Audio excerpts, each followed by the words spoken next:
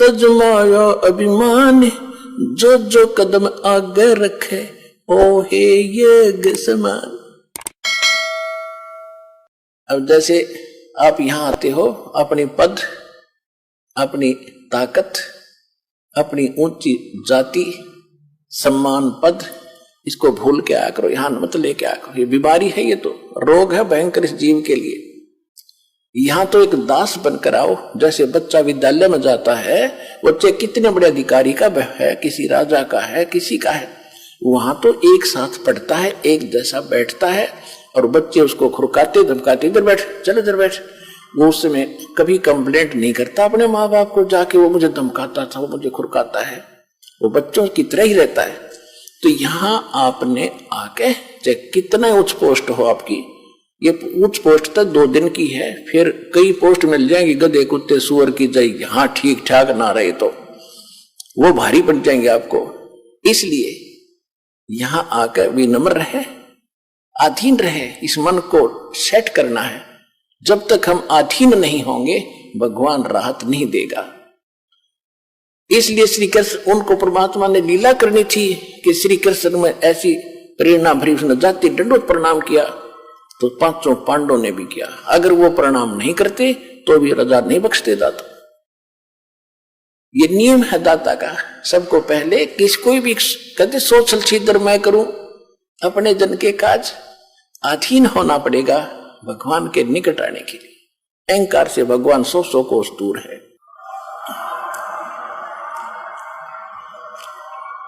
तो श्री कृष्ण जी ने कहा कि आप ही का वचन है भगवान, संत मिलन को चालियो तजमाया अभिमान, और जो जो कदम आगे रखे ओ हे यज्ञ समान। यानी इस प्रकार आने वाले भक्त को इस सतलोक आश्रम बरवाला में वही पुण्य मिलेगा जहां से आप चले हो, कहीं से चले हो। और कदम बोला मालिक ने ऐसे, चाहे आप ट्रेन में आए हो, चाहे आप किसी चीज में आए हो, वहां से यहां तक के कदम नाप देगा आपके, और उतने ही यज्ञ का पुण्य आपके अकाउंट में लिख देगा, जो यहां बिल्कुल मर्यादा में रहेंगे आकर के।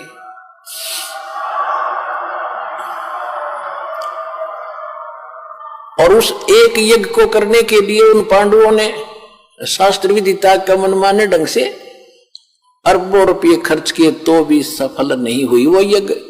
और वो पुण्य आपको यहां आने वाले को मर्यादा में विनम्र भाव से, निष्कपट भाव से और सीधा साधु भगत से यहाँ भाव से रहकर दर्शन करने से, सत्संग सुनकर जाने से लाभ हो जाता है। तो श्री कृष्ण जी ने कहा कि हे दाता,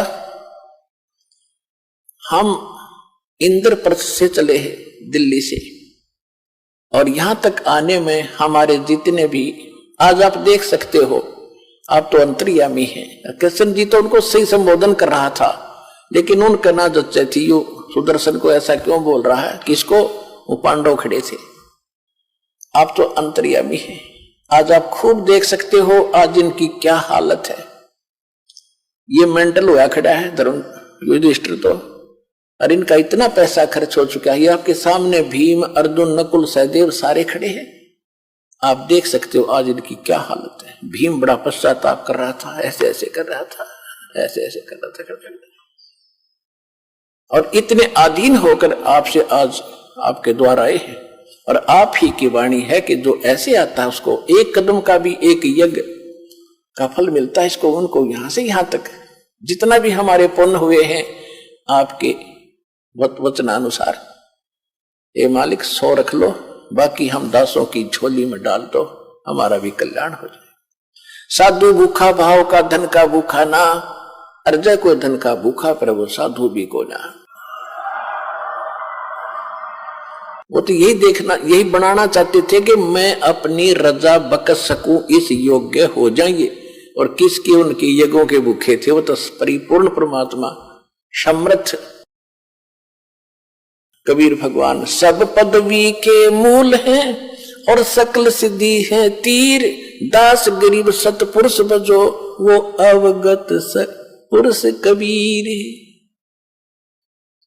के सब पदवी के मूल हैं, सब पदवी यानी जैसे प्रधानमंत्री, राष्ट्रपति अपने देश के, उसके पास सभी पावर हैं, सब पद जितने हैं, कोई मंत्री का है, मुख्यमंत्री का है, कोई आईएएस आईपीएस डॉक्टर, जो भी तहसीलदार है, वो सब पदवी के मूल हैं, उसके नौकर हैं सभी।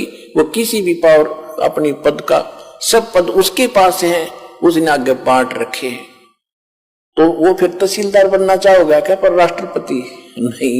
इसी प्रकार कहते परमात्मा तो कबीर जी तो सब पदवी के मूल हैं और सकल सिद्धि है तीर, उसके पास सब सिद्धियां हैं, असंख्य सिद्धि। यहाँ तो अष्ट सिद्धि में से कोई एक आदि सिद्धि प्राप्त करके ये चौधरी पाके फिरे थे, महापुरुष पाके गए थे, विद्वान और भगवान की दर्जा ले गए थे। अगस्त ऋषि जैसे ने 7 समुद्र पी लिए एक घूंट में, इसी से सबके यहाँ बोल बाला हो गया। कहते उसके पास सकल सिद्धि है तीर, उसके पास वो सिद्धियां हैं जो इनके पास कभी नहीं हो सकती। और दास गरीब सतपुरुष भजो, गरीबदास जी कहते हो सतपुरुष की भक्ति करो, अविगत सत्य कबीर। अब इस बात से प्रसन्न होकर परमेश्वर ने कहा ठीक है मैं चलता हूं। खूब अधीन देख लिए। जब भीम गया था ना पहली बार, उसने बकवास करी थी, उससे पहले वो स्नान करके आया था एक तालाब में, बहुत बड़ा तालाब था। और उस समय भीम की भी हाइट लगभग 30-40 फुट की थी द्वापर युग में। और जब उसने उस तालाब में स्नान करने के लिए सुबह सुबह गया तो उसके पैर नहीं टके थे, गोते मार मार नाव था। तो तब परमात्मा ने उस भीम से कहा कि पहलवान इधर आए एक बार। कहा जी, जो तन्यो खड़ा था पहलवान भीमसेन, कि तू के डींग मार। उस दिन क्या कहा था भीम ने, क्योंकि सारी बातें बताएंगे। जब उन्होंने ये कहा ना सुदर्शन जी ने कि भीम तुमने नाश कर रखा, 18 करोड़ आदमी मार दिए, और आज तुम राज प्राप्त करके उन बहन बेटी विधवा होगी, अनाथ बच्चे होंगे, उसको नरक को खा रहे हो। तो भीम ने कहा था कि ज्यादा मत बोला बाबा जी, अपने दम से युद्ध जीता है, एक का मारू था 20 मरे थे, इतनी ताकत है मेरे में। तो उस समय परमात्मा तो अंतर्यामी, उन्होंने तो सबकी वार्ता का पता ही होता है, क्या क्या बात हुई थी। तो परमात्मा ने कहा कि सुदर्शन जी रूप में कि भीम जिस दिन आप पहले आए थे, जब ये कह रहा था एक का मारू था 20 मरे थे, मेरे में ताकत है, तेरे जैसे ताकतवर तो नरे जा लिए, तो पासिंग भी कोई ना भाई। जिस दिन आप यहां आए थे और उस तालाब में स्नान करके आए थे कहीं, कहा जी उस तालाब, वो तालाब बताऊं कौन था, वो कुंभकर्ण का यू खोपड़ी थी ऊपर की, या कटोरी सी जो वहां पड़ी थी और पानी से भरी हुई थी काफी वर्षों से, वो स्वच्छ जल है उसमें। वो तो कुंभकर्ण का यू इतना हिस्सा था, खोपड़ी यू कटोरा सा, बाकी कितना होगा ना सोच ले पहलवान, तेरी क्या औकात है उसके सामने। उसके जोड़ में तो तू त्रेपा भी ना टिके थे, उसकी खोपड़ी में वो कितना ताकतवर, कितना बलशाली होगा। ये तो सारी सच्ची मान्यता का जी होगा जी, अवश्य होगा। जब नहीं जब बताऊं तो ना सुना वो। तो पुण्यात्मा आप देख लो विचार करके, इन बातों में हमने नहीं आना है। संसार की कोई वो फलानी ताकत है, वो है, ये बकवाद है सारी। ताकत तो एक ही है मालिक की, उसके बाद सब झूठी है। सतलोक चले गए तो हमारा कल्याण है, नहीं तो यहाँ पर माटी नुए बनी रहेगी असंख्य जन्मों तक। तो परमात्मा बोले ठीक है पहलवान, अब चलते हैं तेरे वहां भंडारे में। ऐसे कर, ये मेरी खुट्टी ऊपर एक लकड़ी पे परमात्मा की माला थी, उसकी सुदर्शन जी की, या मनकों की माला जिससे भजन करते मंत्र करते हैं, लकड़ी की मनियों के। कहने लगा ये माला उतार, मैं लेके चलूंगा। भीम गया फटाफट, क्योंकि आज्ञाकारी हो गया था जब, तो ऐसे महापुरुष से हमारा काम बनेगा। माला उतारने लगा तो भीम ने सारी ताकत ला ली और न पसीना आ गया और शर्मा के नौका नो छोड़ के आ गया। तो परमेश्वर कहने लगे कि पहलवान रथ दे, जल्दी चल लेंगे। बोलना नहीं, एक लोग खड़ा हो गया आके, महाराज मेरे से नहीं उतरती। परमेश्वर ने ऐसे किया था हाथ, वह अपने आप उतर के उनके हाथ में आएगी।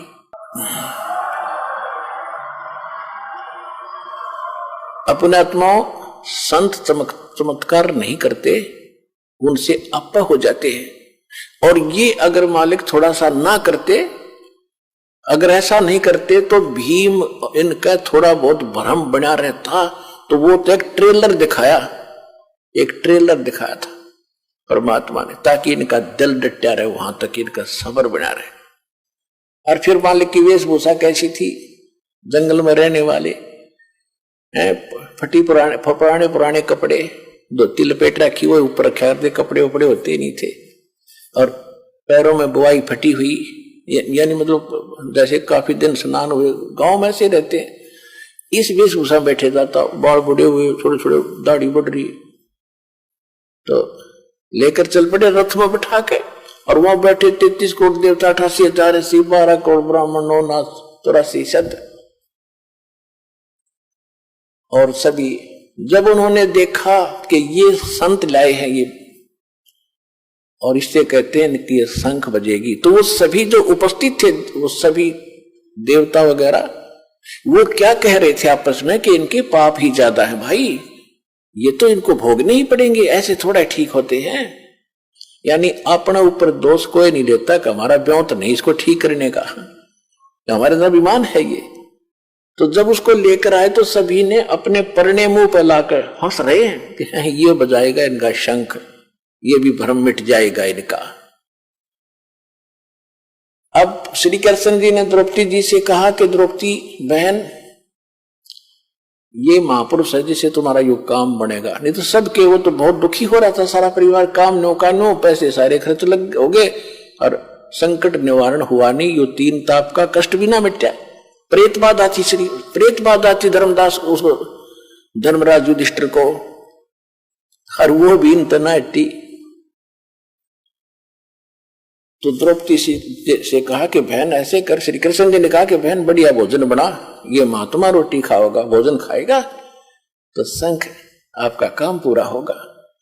और पूरी आत्माओं ऐसी सची थी में, और नहाकर धोकर स्वच्छ तरीके से बड़ा एक एक आइटम द्रौपदी ने अपने हाथों बनाया, कदे कोई नौकर गलती कर दे और महात्मा ने स्वादिष्ट ना लगे, क्योंकि ये ऋषि ऋषि देशी होया करे, ये ऋषि लोग थे, ये तो न सोच ले सर्प थे, सर्प विषैले, इनकी सेवा में थोड़ी सी कमी रह जाए श्राप दे दे, पुण्य तो दूर की बात है, पाप पहले दे दे। लेकिन साधु संत कभी श्राप नहीं देते, साधु संत श्राप नहीं देते, ये तो नकली लोग दिया करते। तो द्रौपदी ने भोजन बना के मैं बनाऊंगी, कहीं कोई त्रुटि ना रह जा किसी नमक मसाले में बनाने में। बना के भोजन नारी नारी आइटम, जलेबी न्यारी, कचौड़ी न्यारी, पकौड़ी अलग से, लाडू, दही बड़े, हलवा, पूरी, कचौरी सब बना के बड़े से थाल में कटोरियों में डाल के और महात्मा जी के सामने खुद परोसा। अब परमात्मा ने क्या किया, कटोरी तो न्यारी रख दी अलग अलग, उनमें से थोड़ा थोड़ा भोजन डाल लिया, सब आइटम ले लिए थोड़े थोड़े, भी मेहनत करी है बेटी ने, और थोड़ा थोड़ा इतना सा सारा डालकर थाली में इकट्ठा करने लग गया। अब द्रौपदी ने सोचा था कि महात्मा घास फूस का खाने वाला, जंगल में रहने वाला, ऐसा भोजन बना दिया, उंगली खाओगा उंगली चाटेगा, और 100 जगह मेरी महिमा बांटेगा कि भोजन बनाया द्रौपदी ने। भाई ऐसा भोजन सुना ही नहीं, देखा भी नहीं इतना स्वादिष्ट। अब उसने बनाया तो इस दृष्टिकोण से था, सभी बहनों की यही एक टेंडेंसी होती है कि अतिथि आ जावे तो कोई मेरे बनाए हुए भोजन में त्रुटि ना रहे, कहीं ये बाहर जाके मेरी बुराई करे कि ऐसी बहन थी उसने कुछ भोजन भी ना बनाना आया। तो अपने सामर्थ्य से अच्छा भोजन बनाती है, यही द्रौपदी ने किया। जब उसने देखा द्रौपदी ने कि इसने तो सारा काम बिगाड़ दिया, सारा गुड़ गोबर कर दिया, सारी इकट्ठी कर दी, टेस्ट नहीं लिया किसी वस्तु का, और मैंने 2 घंटे तक दो में मांग फुड़वाई, लकड़ी से चूल्हे पर बनते थे आइटम, तो मन मन में बहुत बुरा भला कह दिया महापुरुष के प्रति कि जिसी सकल इसी अकल, शूद्र का शूद्र ही रहा, इसने खाने का भी नहीं पता, ये काहे का शंख बजाएगा, काहे का ये काम पूर्ण करेगा। ये मन बड़ा दुष्ट है, 1 मिनट में काम बिगाड़ देता है। अब वो तो अंतर्यामी थे, द्रौपदी में के बकवाद भारी है, अहंकार था उसके अंदर के महाराजा की रानी मैंने खुद भोजन बनाया, राजेश ने ये क्या कर दिया, कोई खाने का भी नहीं पता इसको, मेरे को एक बार भी ना सराया। परमात्मा अंतर्यामी थे, अब उसमें वह मरोड़ रही थी, अहंकार था। जब तक अहंकार है भगवान मदद करेगा नहीं, उसका वो अहंकार तोड़ना था, उसका बल काटना था, तो उसमें मरोड़ी रह रही थी थोड़ी बहुत, बल टेढ़ा बन रहा था, वो टेढ़ापन ठीक करना था द्रौपदी का। परमात्मा ने क्या किया, जितना भी वो सामान थोड़ा थोड़ा इकट्ठा पदार्थ मिलाए थे इकट्ठा करके एक बार खाया। जो शंख रखा था टस से मसली हो रहा था, उसने एक बार आवाज की और बंद हो गया। सबका ध्यान गया, खुशी की लहर दौड़ गई कि हो बड़गी बात है। दूसरी बार फिर खाया, दूसरी बार फिर शंख ने आवाज की, फिर बंद हो गया। 5 बार में उसने सारे आइटम को खा लिया जो डाल रखा था थाली में, तो 5 ही बार में वो शंख बजा और बंद हो गया। परमात्मा ने वह थाली चाट दी और साफ करके रख दी। अब युधिष्ठिर ने कहा कि भगवान ओहो निहाल हो गए, ये परमात्मा कहाँ छुपा था ये रुस्तम, ओहो ये तो परम संत है, आपने बड़ी दया करी, ये आप ही का आशीर्वाद है इसके ऊपर।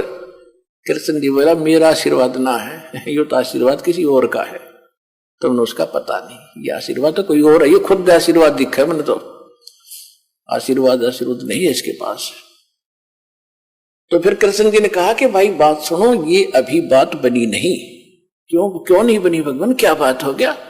कि इस शंख ने तो बहुत देर तक बजना चाहिए था और इतनी जोर की आवाज करनी चाहिए थी, स्वर्ग लोक में इसकी आवाज जानी चाहिए थी, अभी बात बनी नहीं भाई। अब कलेजा पकड़ लिया युधिष्ठिर ने कि भगवान अब किसको लाओगे बुला करके? श्री कृष्ण जी ने कहा कि भाई कोई बुलाना शेष नहीं है, ये महापुरुष जो बैठे है ना, ये परमात्मा है, खुद ने सोच लो, परम शक्ति है। और इसके एक बाल के बराबर भी ये 3 लोग नहीं है। द्रौपदी युधिष्ठिर अपने घर में किसी ने कोई गलती कर रखी है भाई, पुण्यात्माओं देखो, सतलोक आश्रम बरवाला जिला हिसार हरियाणा में सभी भक्त आते हैं और सबको एक ही जैसा आशीर्वाद, एक ही जैसा मंत्र सबको दिया जाता है। एक तो आता अगली बार कूदता हुआ, जी मैं ये ठीक हो गया, मुझे ये लाभ हो गया। दूसरा कहता मैं 5 बार आ लिया, मुझे कोई लाभ नहीं हो रहा। पुण्यात्माओं जब पावर हाउस एक और उसी से कनेक्शन सबको दे रखा, एक की बिजली जल रही है, पंखा चल रहा है, दूसरे का नहीं जग रहा है, तो तेरा पंखा खराब है, उसने ठीक करा भाई, जगेगा। सतगुरु के दरबार में कमी काहे की ना, हंसा चूक नहीं पावता, तेरी चूक चाकरी मां, अपनी त्रुटि ठीक करे।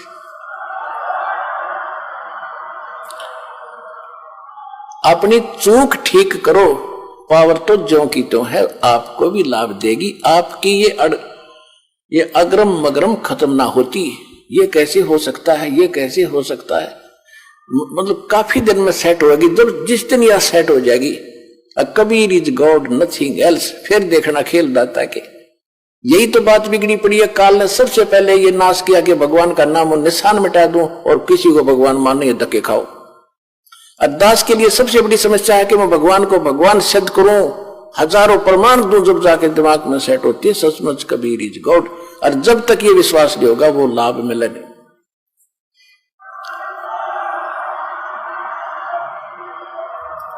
जैसा कि आप परमात्मा को जब भोग लगता है, एक शब्द सुनते हो, मोकू का खोज ढूंढे रे बंदे, मैं तो तेरे पास में, ना तीर्थ में, ना मूर्त में, ना काशी कैलाश में। लास्ट में फाइनल करते हैं, कह कबीर सुनो भी साधो, मैं तो हूं विश्वास में और सब श्वासन के श्वास में। जो नाम तुझे दिया गया उसका जाप कर, और जिस दिन तुझे विश्वास हो जाएगा कबीर इज गॉड, सब कुछ कर सकता है, हृदय मान लेगा तेरा, उस दिन देख मेरे खेल।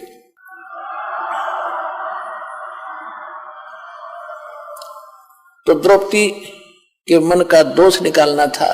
श्री कृष्ण जी ने कहा कि ये भगवान है खुद, और कोई अपने घर में त्रुटि है जिस कारण से लाइट नहीं आई, पावर आई नहीं, झपके मारगी 2 बार 5 बार झपके लगागी बंद होगी। तब कृष्ण जी को पता था कि द्रौपदी घनी चौधर की भूखी है, कार्स है इसमें थोड़ा सा। द्रौपदी को बुला के बहन सच्ची बताना, ये जब ये महात्मा रोटी खा रहा था आपने इसके प्रति क्या विचार किए? कृष्ण जी भी देख रहे थे, द्रौपदी ने भी देखा थी, वो कोई नौकर थी कोई नौकर ऐसी बैठी बैठी समझ गए थे कि अब काम बिगाड़े तगी। तब उसने पूछा कि सच्ची बात बता, तूने क्या मन में सोचा इस महापुरुष के बारे में? इस महापुरुष बिना तुम्हारा काम नहीं होगा। तो इसने एक सुपथ सुधरी है क्या? इसको तो वाल्मीकि समझती है, इसके एक बाल के बराबर भी 3 लोग नहीं, इतनी ताकत है इस महापुरुष के अंदर। द्रौपदी ने कहा सच्ची बता। द्रौपदी से कहा श्री कृष्ण जी ने कि सच्ची बताना, कि हाँ जी सच्ची बताओ। मैंने किसी नौकर का सहयोग नहीं लिया नौकरानी का भोजन बनाने के लिए, अपने हाथों भोजन बनाया। ने सोचा था ऐसा भोजन खिला दूंगी महात्मा गुण गाओगा मेरे जाके और उंगली चाटता रह जाएगा। जब इन्होंने सारा इकट्ठा कर दिया, खिचड़ी बना दी, मैंने बड़ा दुख हुआ और ये शब्द बोल दिए कि रहा शूद्र का शूद्र, इसने खान का पता ना पीन का पता है, और ये काहे का शंख बजाएगा, काहे की कार्य सिद्ध करेगा। श्री कृष्ण जी बोले आपने तो एक पाप और इकट्ठा कर लिया, संत के बारे में गलत सोच कर। संत तो किसी तरह रहे कैसे ही करे, तुमने बकवादों की जरूरत नहीं। अगर आप ही इतने अच्छे होते तो फिर इसको बुलाकर मैं क्यों लाया, मूर्ख हूं क्या मैं, ये सोच लेती थोड़ी बहुत। ये क्या है कौन है ये तो मैं भी ढंग से नहीं जानता, पर काम बनेगा इस तरह। तब द्रौपदी से कहा कि तू इसके चरण धो या धूल समेत इसके पैर पी, चरणामृत पी, ताकि तेरी अकल ठिकाने आवे, तेरा पाप कटे, अहंकार मिटे। द्रौपदी जब बात पड़ेगी। द्रौपदी ने उसी समय परात में पानी डाला, एक लोटा लाई, परमात्मा के चरण धोए कबीर जी के, सुदर्शन जी के। सुदर्शन रूप में मालिक बैठे थे, वो चेला तो सैर सपट्टे को चला गया था। अब धो कर वो पैर जब द्रौपदी ने डाल कर गिलास में दो पुनः पिया और कहा कृष्ण जी ने कि आधा मुझे भी दे बहन, इसे महापुरुष का चरणामृत कब कब नसीब हो। आधा श्री कृष्ण जी ने पिया, आधा द्रौपदी ने पिया। उसी समय शंख बजा, उसी समय शंख बजा और स्वर्ग तक उसकी आवाज गई। पूरी पृथ्वी पर फलदार वृक्षों के फल लदपद हो गए, फूलदार वृक्षों पर फूल लदपद हो गए। पूरा बसंत सा छा गया उस पूरी पृथ्वी के ऊपर, और बाहर सी आ गई उस परमात्मा की कृपा से। तब उनके वो 3 ताप का दुख दूर हुआ। वो 3 ताप भी तब कटे, वो प्रेत बाधा भी ना श्री कृष्ण से कटी, ना और साधना ऋषि मुनियों से कटी, समाप्त हुई। वो संकट भी परमेश्वर कबीर जी के उस शक्ति से, विधि से वो हुआ। तो पुण्यात्मा यहां जो आते हो आप, यहां वो साधना है जो सुदर्शन जी करते थे और भगवान बताते थे, और उसी साधना से मालिक ने कितनी संकट टाले थे। तो यहां जो आप साधना कर रहे हो, आ रहे हो, आपके ये 3 ताप भी कबीर परमात्मा यहां करेगा, इस विधि से करेगा, सारे ठीक होंगे।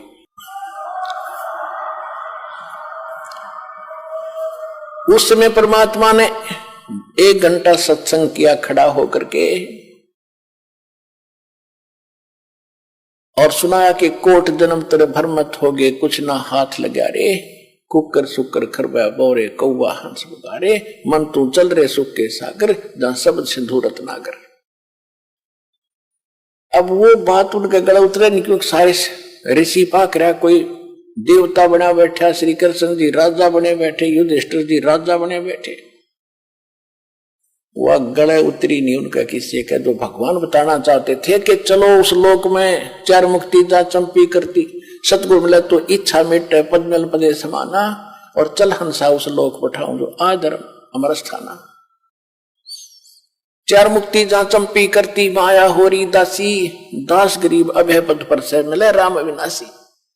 आप वहां चलो जी, किसी चीज का भाव नहीं, लेकिन नहीं मानने कोई भी। परमात्मा उठकर आ गए। अपनात्माओं तुम कौन राम का जपते जापम, तात कट नयति नु तापम। आज दास के पास वो भक्ति है जो भगवान ने सुदर्शन जी को दे रखी थी, उसको केवल और 5 नाम का ही मंत्र दिया था, लास्ट में दिया था कति 2 मंत्र और उसको 3। कति लास्ट में जब देख लिया कि कभी काम बिगाड़ ना दे, तब उसको दिया था, जब उसको पार करा था। और अब भंडारा खोल देना, क्योंकि हम तो ज्यादा कर्महीन हो गए। अब से ही ये सब कर्म करने लगेंगे, दान का, धर्म का, यज्ञ का, सब सुमरण, तब हम उस स्थिति में हमारी भक्ति आएगी जिसको जितना धन हम वहां से लेकर आए थे भक्ति का, उतना ही तैयार करना पड़ेगा हमने वापस वहां जाने के लिए। और उसके लिए ये मंत्र इतने गजब के आपको दे रखे हैं। सतनाम पालड़े रंग होरी हो, 14 लोक चढ़ाव राम रंग होरी हो, 3 लोक पासेंग धरो रंग होरी हो, तो ना तुल तुलाया राम रंग होरी हो। जो सतनाम का 2 अक्षर का मंत्र, जिस पर ये किसी को पता भी नहीं सतनाम क्या है, वो 2 अक्षर का मंत्र, ऐसा अनमोल रतन, ऐसा अनमोल लाल आपको मिल गया है। एक बार का सुमन जब करोगे, मर्यादा में रह के, आधीन भाव से, एक साधु भाव में रहोगे, और अपने विकारों को सेट करके, यानी सुमन करना है सच्चे दिल से। कैसे करना है कि जैसे सुरत और नृत और मन पवन, ये चारों के चारों एक बार लगे सिमरन पे। जैसे श्वास में बाहर छोड़ते हो आप, एक मंत्र छोड़ते हो। जिन्होंने सतनाम प्राप्त है, अंदर लेते हो, दूसरा लेते हो, तो ये कंप्लीट मंत्र एक हो गया बस। यो सतनाम का सिमरन एक बन गया। और इसने कैसे करना, बाहर क्या छोड़ रहा हूं, उस शब्द के ऊपर सुरत रखा है। ये है शब्द सुरत अभ्यास। और ये क्या करते, नकली कान बंद करके अंदर सुनो कि मैं बाजा है, अंदर तो बाजता रहेगा, वो उससे क्या लाभ होगा हमें। जैसे गवर्नर हाउस के अंदर रेजिडेंस में अपने आप मीठी मीठी ताल पहले बजाया करते थे कुछ समय, और आजकल तो एक ऑटोमेटिक सिस्टम लगा दिया, वो मीठी मीठी धुन अपने आप बजती रहती है। अगर उस धुन में कोई सुने बाहर खड़ा होगा गली में, उसको क्या मिल लगा सुनने वाले को, वो तो कोई ऐसा आदमी मिले जो गवर्नर से मिलावे और उससे लाभ दिलावे। तो ये सुनने से कोई लाभ नहीं। ये है सुरत और शब्द अभ्यास। कैसे, जो शब्द यानी मंत्र आपको दिया है, जब वो बाहर उच्चारण करते हो तो उसका सांस के द्वारा थोड़ा थोड़ा उच्चारण महसूस होता है, पता लगता है बाहर कौन सा बोल रहा। तो उसके ऊपर ध्यान रखे कि मैं कौन सा मंत्र बाहर छोड़ रहा हूं, उस पर ध्यान रहे आखिरी तक। जब तक दूसरा फिर चले तो उस पर ध्यान रहे कि अंदर कौन सा मंत्र ले रहा हूं। ये प्रैक्टिस करनी है। इसके करने से जब भी आप चाहोगे तुरंत शुरू हो जाएगा, और इस पर ये ध्यान भी रहेगा। जब मन चला गया तो सुरत नृत अपने आप रहेगी कि मैं कौन जाप कर रहा हूं, किसका है ये। इतने में ये तीनों चारों चीज इकट्ठी हो जाएंगी। और ऐसे जब अंदर लेते हो, ध्यान रहे मैं अंदर कौन सा मंत्र ले रहा हूं, सुरत रहे उसके ऊपर। तो ये है सुरत शब्द अभ्यास। एक परमात्मा कहते हैं, एक डाल पर 2 पक्षी बैठे, एक गुरु एक चेला रे, चेला तो चंचल है भाई, गुरु निरंतर खेला रे। फिर परमात्मा उत्तर देते हैं कि इस पद का वो भेद बताओ, कौन गुरु कौन चेला रे। और फिर आपे उत्तर दे रहे हैं, कह कबीर सुनो भाई साधो, शब्द गुरु चित चेला रे, शब्द गुरु चित चेला रे। आप उत्तर दे रहे हैं कि कौन है गुरु कौन है चेला। एक डाल पर दो पक्षी बैठे, एक गुरु एक चेला रे। यानी इस पर शरीर के अंदर आत्मा भी है, मन भी है। और यहां बताते हैं कि जब गुरुजी ने आपको मंत्र दे दिया तो इस मन को इस पे लगा चित्त को, इस शब्द पर, तब वो गुरु के द्वारा दिया गया तेरा जो मंत्र है वो इस मन का गुरु बना दे। शब्द गुरु चित चेला रे, जो नाम गुरु जी ने दे दिया उसमें केवल वही ध्यान रहे, वो कौन सा मंत्र में जाप कराऊं, और मन को उसके जोड़ दे। तो ये है सुरत शब्द अभ्यास। यो एक बार आपने मंत्र इस ढंग से कर दिया, घना बड़ा नहीं है तो समझाने के लिए इतना विस्तार लगा है, सिर्फ इतना है, श्वास बाहर छोड़ा, कौन सा मंत्र जाप कराऊं, बस अंदर कौन सा ले रहा हूं, अपने आप ध्यान गया तो सुरत नृत्य अपने आप आ गई इसके ऊपर। ये एक मंत्र बन गया आपका अनमोल, आपके खजाने में, भगवान के दरबार में, आपके अकाउंट में जमा हो गया। यू इसकी कितनी कीमत है, और आप तो दिन में पता नहीं 1000 करो, 2000 करो, 500 करो लगे ही रहते हो। और कितनी कीमत हो जाएगी आपके पास, कितना धन होगा उस मालिक के दरबार में जाने का। कहते सत्य नाम, वैसे वाणी में गरीबदास जी ने स्पष्ट नाम लिखा है। मैं तो वैसे इसलिए कोड वर्ड में बताया करता था कि कई बार आप अनजान व्यक्ति आ जाते हैं, वो सुन लेने से भी कोई लाभ नहीं होगा, विधि से बात बनेगी, अरदास से लेने के बाद ही इसका बात बनेगी। गरीबदास जी ने लिखा है, ओम सोहम पालड़ रंग होरी हो।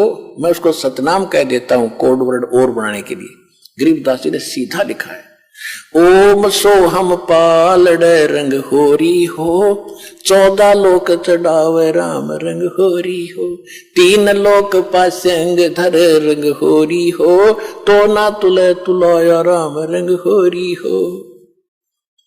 पृथ्वी लोक, स्वर्ग लोक और पाताल लोक, इन तीनों की कीमत रख दे एक तरफ। इनकी तो गिनती भी नहीं है, 3 लोक, इनकी तो गिनती नहीं। ये कितनी कीमत है, जैसे एक छोटी सी स्टेट का कोई मंत्री बन जाता है, हो फूला नहीं समाता, पता नहीं क्या पा गया, मुख्यमंत्री बन गया, और 5 साल के बाद मुंह लटका के फिर बैठ जाएगा गोड्डा में सर धर के।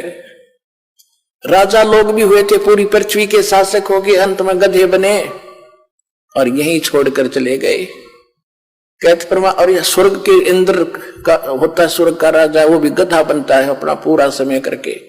परमात्मा कहते ये तो हमारे सौदे में नहीं, जिनको तुम बड़ी महिमा मानते हो, राजा बन गया, मंत्री बन गया, मुख्यमंत्री बन गया, तो बच्चे खेल रहे हैं खिलौनों से।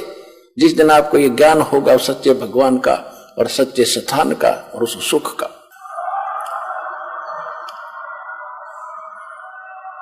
तो क्या बताते हैं परमात्मा के 14 लोक चढ़ावे, विष्णु का लोक, शिव जी का लोक, विष्णु जी का लोक, शंकर जी का लोक, दुर्गा का लोक, धर्मराज का लोक, ब्रह्मलोक के अंदर वहां जो काल का स्थान है, और ये 88,000 खेड़े उसमें, और गोलोक वगैरह, ये 14 लोक बनते हैं। कहते इन 14 लोक की कीमत रख दे, यानी पूरे ब्रह्मांड में रख दे एक तरफ, और ये 3 लोक पृथ्वी स्वर्ग पाताल, ये तो पासंग, इनका ये तो सौदे में नहीं, इतनी कीमत है इसे एक मंत्र की। पासंग किसे कहते थे, क्योंकि आजकल बच्चे उस व्यवहार से निकल चुके हैं। पहले दास का जन्म था किसान परिवार में, जाट परिवार। हमारे पिताजी के पास ये सेठ लोग, बनिए लोग, गेहूं, बाजरा, जवार, गुड़ ये खरीदने आते थे। तो पिताजी कहते थे भाई पहले अपनी तराजू है ना, तेरी तखड़ी तुला, इसको जांच कराओ, इसमें एरर ना हो, पासिंग ना हो। पासिंग माने एरर को ठीक करना। तो उस दिखाता था, उसमें कोई त्रुटि होती थी, जैसे गेहूं तोलना है तो गेहूं से 10-20 दाने लेकर दूसरी साइड में डाल देते थे, वो एरर खत्म हो जाती थी, उसको पासिंग कहते थे कि इतनी पासिंग बन गई इसमें। यानी 2 ग्राम 4 ग्राम 5 ग्राम जो गेहूं रखे थे वो पासिंग थे, पासिंग। वो सौदे में नहीं थे, सौदा तो और रखा है सैकड़ों मन, सौदा तो उससे करना तोल तोल गए, वो तो पासिंग दरी है उसका, वो सौदे में नहीं। तो यहां बताना चाहते हैं कि सतनाम पालड़ा रंग हो रही हो, एक तरफ सतनाम की कीमत तराजू में रखती और 14 लोग चढ़ाओ, दूसरी साइड में 14 लोग की कीमत धर दे और 3 लोग तक पासिंग गिर दे एक साइड में, उस तराजू में पड़ी रहा, उसकी यूज ही नहीं। और तो ना तुलह तुलाया राम रंग होरी हो।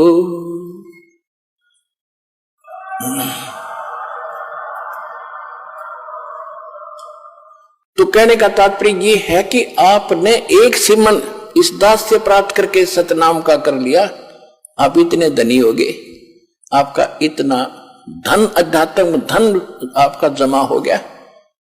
कबीरा सब जग निर्धना, धनवंता ना कोई, धनवंता सो जानियो, जिस पर राम नाम धन हो। ये है राम नाम।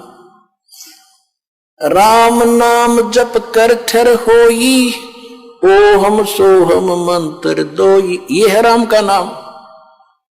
राम नाम यानी भगवान का सच्चा मंत्र, उसको राम नाम कहते हैं। राम राम राम राम ये मंत्र नहीं है। हम सतनाम सतसाहिब सतसाहिब कहते हैं, सतसाहिब मंत्र नहीं है, ये तो याद दिलाता है सच्चे साहिब की, और ये है वो मंत्र। गीसा साहब भी कहते हैं, ओ हम सो हम जप ले भाई, राम नाम की यही कमाई। तो गरीबदास जी कहते हैं, ओम सो हम जप कर ठर होई, ठर बाने उस स्थान पर चले जाओगे, स्थाई हो जाओगे जो कभी लौट कर नहीं आते। और ओम सोहम मंत्र राम ना, ओम सोहम मंत्र दोई, ओम सोहम मंत्र दोई, यही 2 मंत्र हैं। राम नाम जप कर ठर होई, ये है राम का नाम जो जाप करना है। ये विधि तत्वदर्शी संत के पास, और उसे लेकर ही जाप किया जाएगा उस विधि से, तब इसका पुण्य मिलता है। इतना कीमत तब मिलती है इसकी। तो कहने का भाव आपको ये दास बताना चाहता है कि आप जी को सतलोक जाना है, और उसके लिए सच्ची भक्ति, सच्चे मंत्र, सच्चे सतगुरु से लेकर ही अपने भक्ति करनी है, फिर मर्यादा में रहना है। अब कई भक्त ये ना सोच लें कि सार नाम भी मिल गया, सारा कुछ हो गया, हमारी बनगी बात नहीं। कबीर साहब कहते हैं, पाकी खेती देख कर गर भाइयों मत किसाने, अब हूँ झोले बहुत हैं भाई घर आले तब जाने। एक किसान खेत में पक्की खेती को देखकर फसल को अभिमान मत करना, अभी बात बनी नहीं, ना जाने कब ओले गिर जा, आग लग जा, कोई चुरा ले जा चोर, कहते तेरे घर आले तब संतोष न करें करना।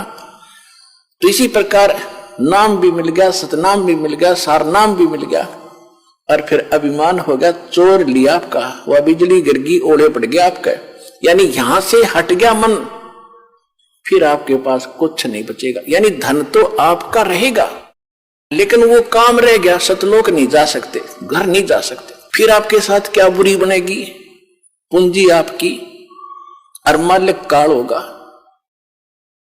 ये पूरे विश्व में यानी चारों युग में ये स्थान है, ये समय है जिस समय आप चार्ज होते हो शास्त्र अनुकूल भक्ति साधना से। चौथे युग का ये प्राइम टाइम है। पिछली पीढ़ी जो 5505 कलयुग बीत जाता तभी स्टार्ट होता है, अब ये हजारों वर्षों तक चलेगा। इसमें जो विधिवत भक्ति करके मर्यादा में रहकर इस आखिरी सांस तक और सही भक्ति करके चले गए, वो चले गए, वो निकल गए। फिर जो रह गए बकवाद करके, किसी कारण से अभिमान से छोड़ गए, ना आए सब बकवास कर, तो उनके पास पूंजी तो वह नौकी नो रहेगी पर पार नहीं हुए। फिर आप काल के अधीन हो गए। उन्हीं में से जो ब्रह्मा विष्णु महेश बने बैठे हैं, ये वही अज्ञान आत्माएं थी जो इस समय को चूक गए, भक्ति भी करके रह गए नौके। अब इनके साथ क्या बनेगी, ब्रह्मा रहेगा। ब्रह्मा जी की मृत्यु के उपरांत ये तो अलग योनियों में चला जाएगा, कुत्ता गधा सूअर बनेगा। दूसरा ब्रह्मा उन्हीं चार्ज पहले वाले स्टॉक रखता है, ये काल यहाँ के स्वर्ग में रखा हुआ है, उनमें से ब्रह्मा पैदा कर लेगा अपनी पत्नी से, उसका नाम ब्रह्मा रख देता है, जीव आत्मा और होती है। फिर विष्णु मरेगा 7 ब्रह्मा की मृत्यु के उपरांत, ये विष्णु गधा बनेगा, दूसरा पुण्यात्मा तुम्हारे में से विष्णु बना देगा। फिर 7 विष्णु के बाद शंकर की मृत्यु होगी, उसके बाद नया शंकर इन्हीं पुण्यात्माओं के पुनों से वहां बनाएगा, और फिर इन पुनों का स्वर्ग में राजा बनाकर ब्रह्मा विष्णु महेश और देवता बनाकर सत्यानाश करावेगा, सारा पूंजी लुटवा देगा, तुम्हें कंगाल कर देगा और पटक देगा पृथ्वी पर। परमात्मा ये याद दिलाना चाहते हैं, ये दास आपको बताना चाहता है कि ये फाउल पॉइंट भी याद रखना, केवल साधना के साथ साथ ये मर्यादा भी रखना। जैसे माता गर्भ को रखे यत्न बनाए, ठेस लगे तो छन्न हुए तेरी ऐसे भक्ति नसावे। जैसे किसी बहन को गर्भ रहता है, वो कितनी चिंता होती है उसको कि मेरा लाल, मेरा बच्चा भगवान ने दया बख्शी है, कहीं खराब ना हो जाए, उसके लिए कितनी सावधानी बरतती है। ऊंचे नीचे पे पैर ना रखा जा, ऐसा कोई वस्तु ना खा लो मेरा गर्भ खराब हो जाए। ऐसा कोई सोते समय भी रात को करवट लेती है, तब भी सोचती है हे भगवान, उड़ के फड़क के उठती है कहीं बच्चे पर दाब तो नहीं आ गई। तो ऐसी सावधानी जो मां बरतती है तो लाल प्राप्त कर लेती है, वो बच्चा प्राप्त करती है। तो इसी प्रकार आपको वचन की शक्ति से आपके अंदर लाल बनना शुरू हो गया, ये भक्ति का लाल है, और आपने इतनी सावधानी करके इसको सफल करना होगा। जैसे माता गर्भ को रखे यत्न बनाए, ठेस लगे तो छन्न होवे तेरी ऐसे भक्ति नसावे। तो इस प्रकार आप जी ने इस ज्ञान को समझना है। और जैसे परमात्मा कहते हैं कितने दयालु हैं ये, कि जो भक्त रह गए उन ज्ञान तो सुनाता ही दास रह करके, ऐसे तुम्हारे साथ गलतियां बनेगी, धोखे बनते हैं ऊपर।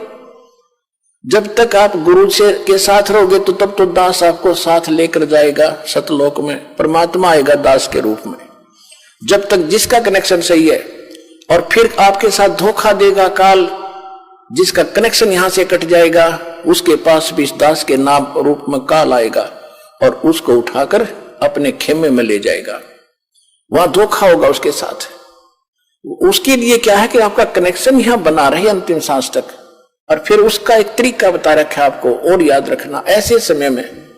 लेकिन उस समय तो तुम्हारी पार बसाएगी नहीं, क्योंकि आप यहां से कट चुके हो उसके खेमे में। हो जो जैसे समुद्री जहाज है, ये दास के शरण में, जो दास से उपदेश लेकर कबीर जी की शरण में आ गए, तो आप समुद्री जहाज में बैठ गए, और इस पूरे विश्व में सारा काल भरा है, और इसके ऊपर एक है ये जहाज समुद्री। इससे जो नीचे उतर गया उधर डूबेगा। जहाज से नीचे उतरा तो जल है, डुबोने वाला ही है। तो यहां से जो गया वो तो डूब गया, वो नहीं फिर बच सकता।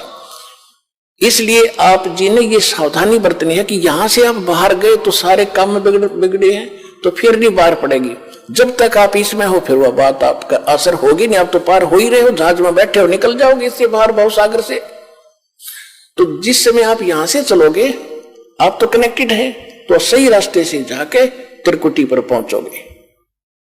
त्रिकुटी पर जाकर फिर 3 रास्ते बन जाते हैं। उसी त्रिकुटी पर काल का भी पूरा तामझाम है, वो भी धोखा देता है, इसी रूप में खड़ा हो जाता है। एक पॉइंट ध्यान रखना वहां पर, उसमें आप सतनाम का सिमरण शुरू कर देना। सारनाम भी आपके पास होगा, सारनाम वो इकट्ठा हो जाता है, फिर तो तीनों मंत्र इकट्ठे चलते हैं। उस समय सिमरण जरूर करना, गुरु जी के चरणों में दंडवत प्रणाम करते। वहां जाकर आप देखोगे दास के रूप में भगवान मिलेंगे, कबीर जी, परमेश्वर जी। और वहां जाते दंडवत सभी करते ही है, तो दंडवत करते समय एक सिमरण अवश्य करना चाहिए। आप जब भी सिमरण करते हो एक सिमरण अवश्य करो सतनाम का, 10 सेकंड में हो जाता है। और फिर उठे, जब देखोगे एज इट इज है तो गुरु जी हैं, और नहीं तो फिर आपको दिखेगा, अन्य को नहीं दिखेगा जिसने सिमरण किया है। तो उसका फिर तो आप जब देखोगे कि उस काल होगा पर दास के रूप में, तो उसका चेहरा बदला होगा। तो आप अपने आप सावधान हो सकते हो वहां पर भी, लेकिन वहां बनेगी कुछ नहीं थारी, बसाओगी कुछ नहीं, वो तो पकड़ के फिर ले ही जाएगा, क्योंकि यहां से जो कनेक्शन कट गया वो फिर आगे काम नहीं करेगा। तो इसलिए आपसे को सावधान रखने के लिए करें। तो फिर काल क्या करेगा, वो गुरु रूप में, दास के रूप में धर्मराज के पास ले जाएगा, अकाउंट करो जी जैसे ओरिजिनल का होता है, और वहां से उसका करवा कटपट कि जी विष्णु लोक में चल। क्योंकि आप जो पहले मंत्र में जाप करते हो, 7 मंत्र में से 5 नाम इन्हीं देवताओं के हैं, गणेश जी का, ब्रह्मा सावित्री जी का, विष्णु लक्ष्मी जी का, और शिव और पार्वती जी का, दुर्गा जी का, ये 5 नाम आपके पास है। अब जो कमाई आप कर रहे हो तो आपकी डिपॉजिट होगी, आपके बैंक में है, अध्यात्म बैंक हृदय में है, एक कॉपी ऊपर है, वहां चला जाता फैक्स। तो अब यहां से जाओगे तो आपको ब्रह्मा जी के लोक में भेज दिया कि पहले वहां जाओ, वहां पूंजी खत्म करोगे इस मंत्र की, कुछ तो यहां प्रयोग हो जाती है, इसमें से आपके यहां सांसारिक सुख आपको इससे दिए जाते हैं, शेष बचे आप वहां जाओगे, वहां खाओगे। जब वहां खत्म हो जाएगी, ब्रह्मा की पूंजी खत्म हुई, वहां देवता बना रहोगे, उसके बाद आपको विष्णु जी के लोक में भेजा जाएगा। विष्णु जी की जब पूंजी आपके वहां खत्म हो जाएगी इस मंत्र की, उसके बाद आप शिव जी के लोक में जाओगे, शिव जी के मंत्र भी आपको दिया जाता है, वो समाप्त हो गया, फिर आप ब्रह्म लोक में जाओगे, वहां पर जो सतनाम के अंदर हम जाप करते हैं ओम मंत्र का, उसकी पूंजी ब्रह्म लोक में खाओगे। जब वहां समाप्त हो जाएगी, फिर उस काल ने क्या कर रखा है ब्रह्म लोक में, अलखलोक, सतलोक, अलखलोक, अगम और अनामी लोक नकली बनवा रखे। उस दूसरे मंत्र की सतनाम की उन ऊपर के लोकों में आपकी पूंजी नाश कराओगा, और सार नाम की भी वही आपका उसको खराब कराने की चेष्टा करेगा। तो परमात्मा कहते हैं कि यदि अरे भले आदमी तुझे उस समय भी मेरी याद आ जा, ये ज्ञान तो दास आपको दे रहा है। क्या बता रहा हूं कि ऐसा धोखा ना करियो, बहुत बड़ा छलावा होगा तुम्हारे साथ, आप यहां से देवता बन जाओगे, पूंजी तुम्हारी होगी, कमीशन इनका होगा, ब्रह्मा विष्णु महेश का, उनके होटल में रहोगे, सारे ठाठ देंगे, पर पुण्य तुम्हारे होंगे और भक्ति कमाई नष्ट तुम्हारी हो रही होगी। तो परमात्मा कहते हैं तुमने यदि वहां जाकर भी याद आगी मेरी, शिव मंडल ब्रह्मापुरी चाहे विष्णु लोक में हो, हमरे गुण भूल नहीं तो आन छुटाऊं तो।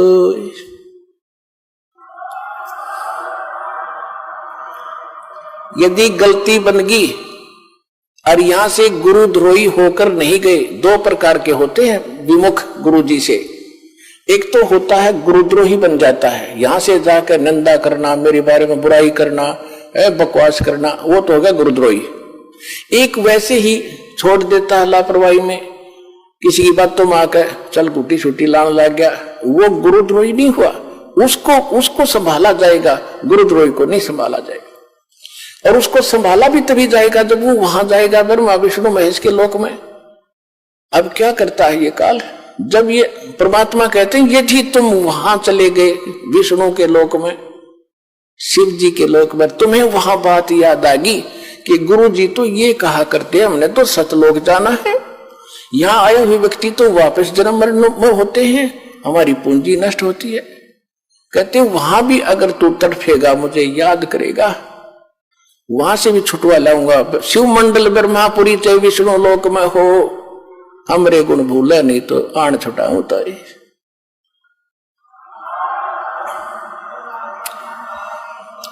अब पुण्यात्माओं देखो, वो छुड़ा तो लिए, परमात्मा चले गए, दयालु हैं, उनका किसकी हिम्मत, छोड़ो भाई को। लेकिन अब आपको कहां ले जाएंगे वो? परमात्मा ने एक ब्रह्मांड में एक मिनी सतलोक बना रखा है। जैसे प्रत्येक देश में एक राजभवन, राजदूत भवन होता है, ऐसा मालिक ने एक जगह बना रखी, वहां खुद रहते हैं, वो मिनी सतलोक है। उनको जो ऐसे हैं पुकार कर लिया, हाथ जोड़े रोए, उनको परमात्मा वहां रख लेते हैं। कहां पर? उस मिनी सतलोक में। वहां उनकी पूंजी खत्म नहीं होती, वहां भगवान के दरबार से सब कुछ मिलता है। जैसे यहां आगे यहाँ पुण्यात्मा आपको भी मालूम है आप कितना दान करते हैं और कितने प्रतिशत भगत यहाँ दान कर रहे हैं, और 80% बेचारे किराया लेकर आते हैं और बाकी यहाँ भोजन खा रहे हैं, उनका कुछ खर्च ही नहीं हो रहा। तो इसी प्रकार ये तो एक मिनी सतलोक, ये तो एक वैसे रिहर्सल, वो वास्तव भगवान का स्थान है, लेकिन है वो यानी यहाँ इस लोक में वो मिनी सतलोक वास्तव वहां है, और वास्तविक सतलोक तो वो अलग है। तो उसमें उनका खर्च नहीं होता। और अब वो कैसे दयालु हैं, उनको स्टॉक रखेंगे, और अब जब दोबारा जैसे सतयुग गया, त्रेता गया, द्वापर गया, इनमें उनको छोड़ना शुरू करेंगे। जैसे 600 वर्ष पहले 64 लाख को छोड़ा था भगवान ने, 64 लाख, और परमात्मा आगे उनको चार्ज करके कि ये उल्टे डालने तो यहीं पड़ोगे पृथ्वी पर, और वो पूंजी आपके साथ है, लेकिन जो पूंजी आपकी थी वो न्यारी रख ली दाता ने, और अपनी तरफ से फिर से चार्ज करके तो आपका मनुष्य जीवन होता हुआ आ रहा है। ये सबसे पहले यहां जो आ रहे हैं वो 64 लाख आएंगे फर्स्ट, जो पहले रह गए थे। एक कथा सुनाता हूं कई बार आपको, आज समय नहीं रहा, उसको फिर सुनाएंगे। परमात्मा ने एक परीक्षा की थी। 600 वर्ष पहले मालिक आए थे कबीर जी धानक रूप जोलाहे रूप में, और उस समय ना कोई ज्ञान सुनने वाला था, ना कोई कबीर साहब को भगवान मानता था। आशीर्वाद देते थे, लाखों लोग सुखी हुए थे, और 64 लाख शिष्य बने थे उस धानक जोलाहे के। और उस समय फिर आपको चार्ज करके केवल प्रथम 5 नाम दिया करते थे, पहले मंत्र का, दो भी नहीं देते थे उसमें से, वो फर्स्ट एंड लास्ट नहीं देते, केवल बीच के 5 नाम ये देगे। वो उससे आप भक्ति करते रहे, जन्मते रहे, मरते रहे, जन्मते रहे, मरते रहे, आपके अंदर भक्ति की चाह भी बनी रही, और आप आज फिर ठहगे भगवान के, यानी इस समय मोक्ष होगा यू। अब आपके घरों में वो पुण्यात्मा आएंगी जो अभी स्टॉक बचा है उनके पास। अब छोटे छोटे बच्चे दास देख रहा है, इनके चेहरे से लगता है कितने मासूम है, कितने ढंग से यहां बैठते हैं, कोई सेवा करता है, कोई ऐसा इनके चेहरे से महसूस हो रहा है कि वो बीज डाल दिया परमात्मा ने पृथ्वी पे, अरबों खरबों को पार करेंगे। ज्ञान लग रहा है आपके घर पे।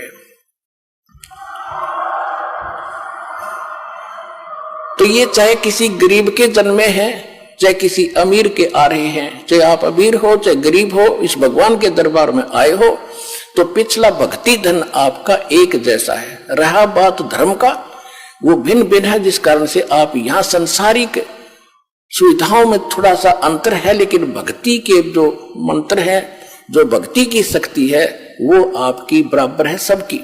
लेकिन ये बच्चे जो आपके घर आज जन्म ले रहे हैं तो सीधे सतलोक है, इनको पता नहीं माता मसाणी क्या होती है और को राम कहानी क्या होती है, ये सीधे पुण्य साथ लेकर आए हैं। इनको कोई कमी नहीं रहेगी, केवल भक्ति पर ज्यादा लगाना, इनको भक्ति करवाना, बुराइयों से बचा के रखना, ये सीधे पार हो जाएंगे। तो ये सभी मिलकर जो 64 लाख हैं, ये पहले ये होंगे, फिर पूरे विश्व में ये जाएगा ज्ञान, पूरा पृथ्वी पर परमात्मा की भक्ति उसके बच्चे किया करेंगे। अपना आत्मा वो भक्ति बनेगी कैसे, कितनी श्रद्धा कितनी आस्था अपने बनानी पड़ेगी, तब जाकर ये बात सिरे चढ़ेगी। कैसे? लागी का मार्ग और है लग चोट काल जा करके, लग चोट काल। क्या क्या बताते हैं, इस परमात्मा के पाने के लिए राजाओं ने राज त्यागे, कैसी कैसी कठिन साधनाएं की, पर बात नहीं बनी। लागी का मार्ग और है लग चोट काल जा करके, लग चोट काल जा करके, लग चोट काल जा करके, लागी का मार्ग और है लग चोट काल जा करके। करकड़ा क्या अर्थ होता है? कबीर साहब कहते हैं कि जिस समय आप भक्ति में लौलीन हो गए, आपकी ऐसी दशा बन जाएगी कबीर वैद बुलाइया और पकड़ के देखी बा, वैद न वेद न जाने ही मेरा करक कलेजे मां। होय होय। कहते हैं घर वालों ने सोचा कि बेटा किस मर्द ने खा लिया, यो ढंग से ना बोलता किसी से, ना ढंग से रहता, अकेला रहता है, कोई खुशी मनाता नहीं है, कि रोग ने ग्रस्त कर लिया इसको। वैद बुला लिया डॉक्टर, और बांह पकड़ के देखा करते, नाड़ी के वैद होते थे। कहते उस वैद ने मेरे जो वेदन है, मेरा जो दुख है, मेरा जो कसक है, करक है, मेरा जो रोग है, वो समझ नहीं सका। क्यों नहीं समझ सका? क्योंकि वो तो मेरा कलेजे में करक लाग रही भगवान के नाम की। कबीर वैद बुलाइया पकड़ के देखी बा, वैद न वेद न जाने ही मेरा करक कलेजे मां। उस भगवान की कसक है तो वो बताई जा रही है। लागी का मार्ग और है लगे, चोट काल जा करके, लग चोट काल जा करके, लग चोट काल जा करके, लागी का मार्ग और है लग चोट काल जा करके, बन बीच बरतरी भूप ने एक मारा ताण निशाना, बन बीच भरतरी भूप ने एक मारा तीर ताण निशाना।